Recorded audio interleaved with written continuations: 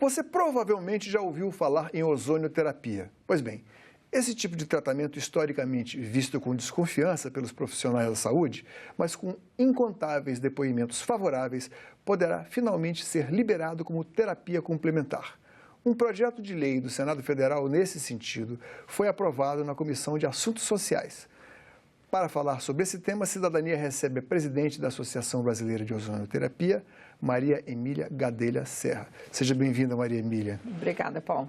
Bom, você é médica, originalmente você fez especialização em otorrino, né? E depois abraçou a ozonioterapia e se dedicou à causa. Bom, por quê? Me conta essa trajetória aí. Bem, a história começou porque eu tive um tumor maligno de tireoide com 3 metástases no meu pescoço quando eu tinha 33 anos. E a partir daí eu resolvi estudar outras técnicas para tentar entender o processo de adoecimento que eu passei. E estudei homeopatia, medicina chinesa, acabei encontrando a homotoxicologia, que é a base da medicina biológica alemã, e dentro desse guarda-chuva da medicina biológica existe a ozonioterapia. E conhecendo mais sobre a técnica, fez muito sentido para mim, resolvi estudar fora, né? Fiz curso na Alemanha, em Cuba, na Itália, e realmente as evidências todas mostravam que a técnica funcionava e que existiam benefícios para os pacientes. Bom, eu queria que você falasse qual é o princípio básico da técnica da ozonioterapia. O que é o ozônio e como ele funciona para beneficiar os tecidos e o corpo humano, as partes do corpo humano? Bem, o ozônio em si é uma molécula derivada do oxigênio, né? E que existe na natureza. Todos nós conhecemos a camada de ozônio, que protege o planeta Terra da radiação dos ultravioleta B.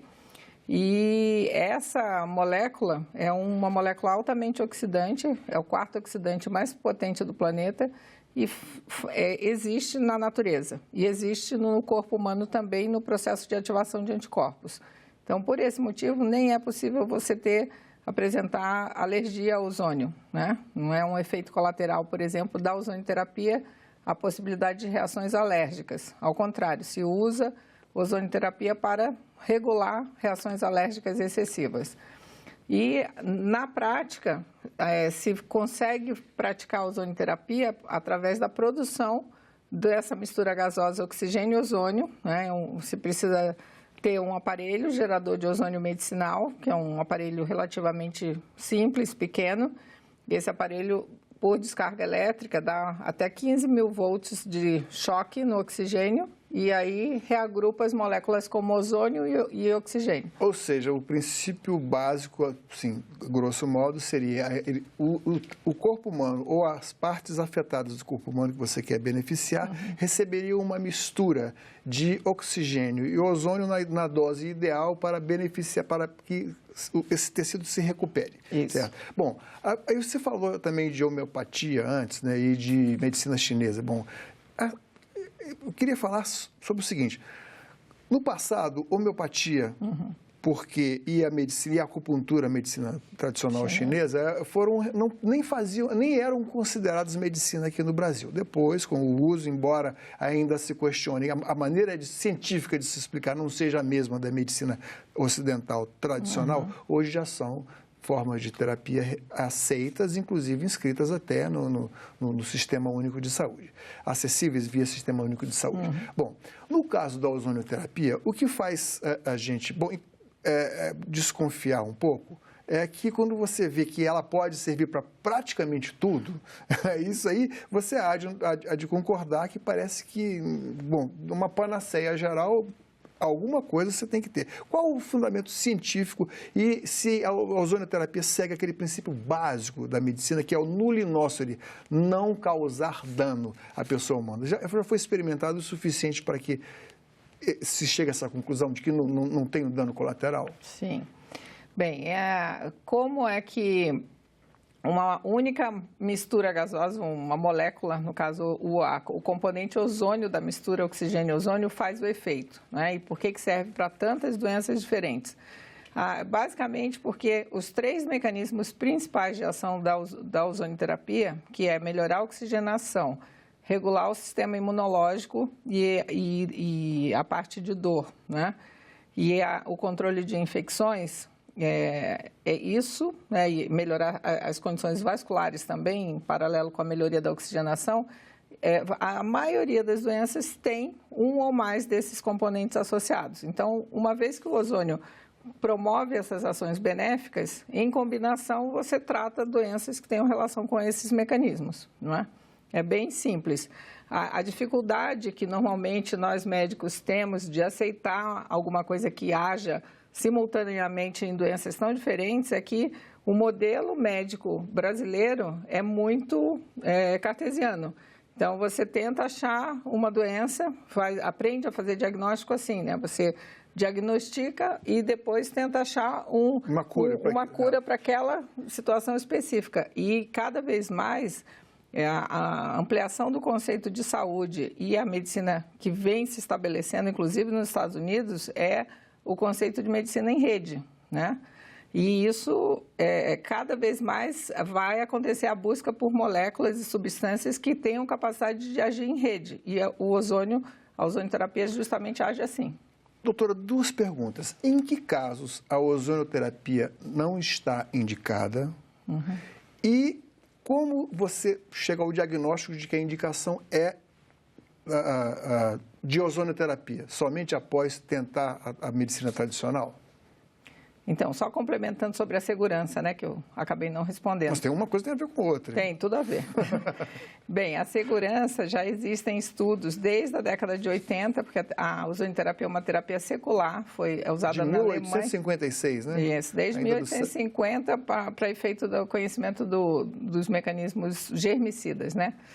Mas, em 1980, a Sociedade Alemã de Ozonioterapia fez um estudo retrospectivo com quase 700 profissionais na época e levantou os efeitos colaterais acontecidos em quase 5.600.000 terapias.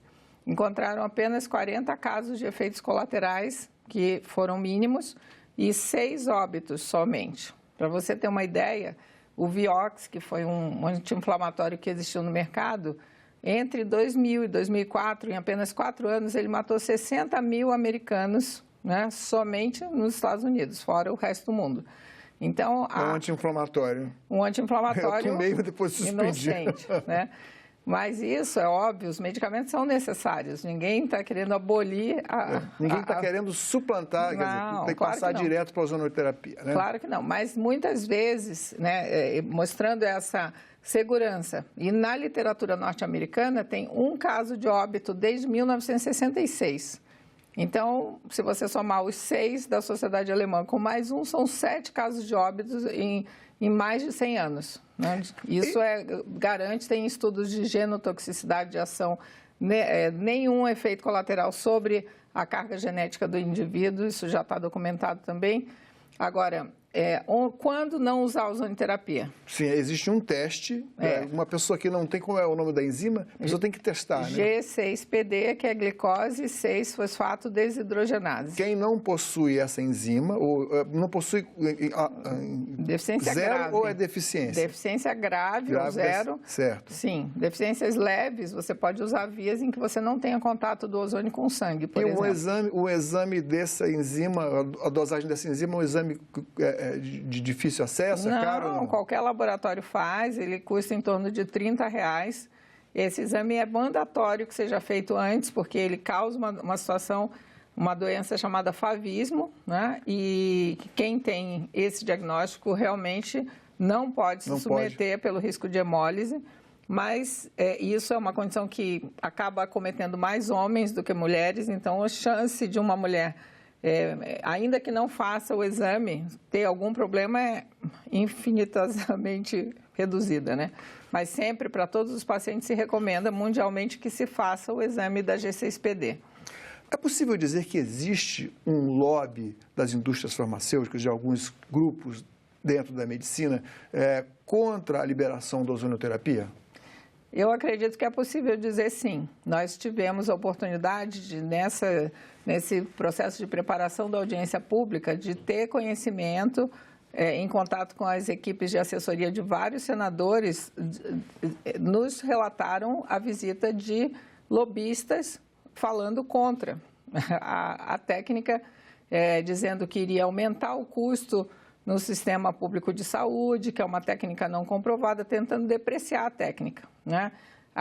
Nós tivemos acesso a uma consultoria específica sobre os benefícios potenciais da ozonioterapia no SUS e a informação obtida desse relatório preparado pela doutora Celina Ramalho, que é uma doutora em Economia da Saúde e professora da Fundação Getúlio Vargas, é exatamente o oposto.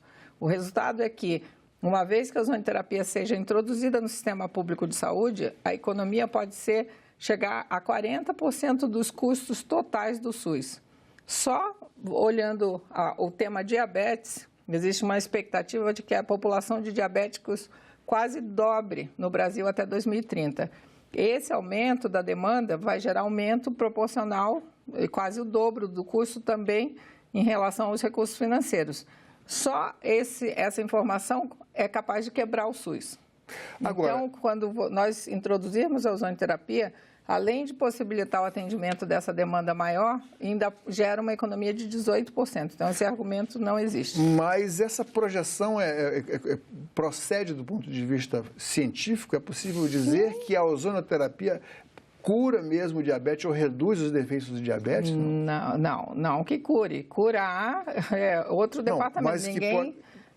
pode auxiliar como no tratamento do diabetes? Com isso certeza. É comprovado cientificamente? Sim, isso está na literatura de ozonioterapia publicada. É só entrar no PubMed e checar efeitos do ozônio medicinal sobre glicemia.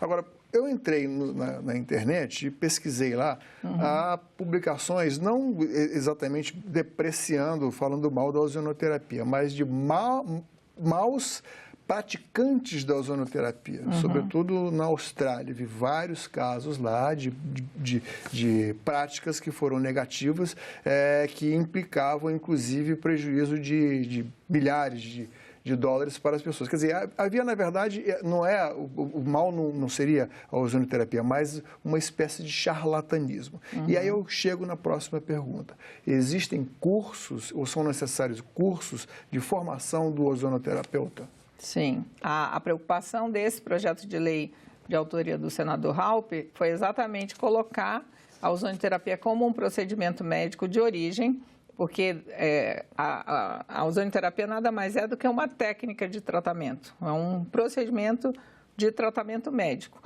Mas ela deve ser usada dentro de uma janela terapêutica de segurança, que você conheça, bioquímica, fisiologia, os mecanismos, né, de adoecimento e entenda os mecanismos benéficos do ozônio para fazer esse contraponto. Então, é claro que a equipe de saúde multidisciplinar é fundamental, né? O médico não se pretende que o médico faça tudo, nem ocupe o espaço dos outros profissionais. Mas a má prática, ela pode acontecer em qualquer situação. E esses casos na Austrália, alguns casos relatados na internet, eles se associam com pessoas, muitas vezes leigas. Um terapeuta. Exatamente, né? Muitas vezes leigas, sem informação adequada na área da saúde e que, às vezes, utilizam equipamentos geradores de ozônio medicinal também de qualidade ruim. Então, nada, né, na vida se tem 100% de segurança em tudo, ainda mais quando você entra com a questão do capital humano. Então, se um profissional é bem formado, tem todo esse background de informação específica na área de saúde, consolidada, né? Obviamente, a chance de acontecer qualquer tipo de acidente com ozonioterapia é ínfima. Mas o projeto ele não prevê que a ozonioterapia seja um ato específico, seja especificamente um ato médico. Não somente médicos estarão aptos pela lei, pelo projeto que está lá, a praticar a ozonioterapia, correto?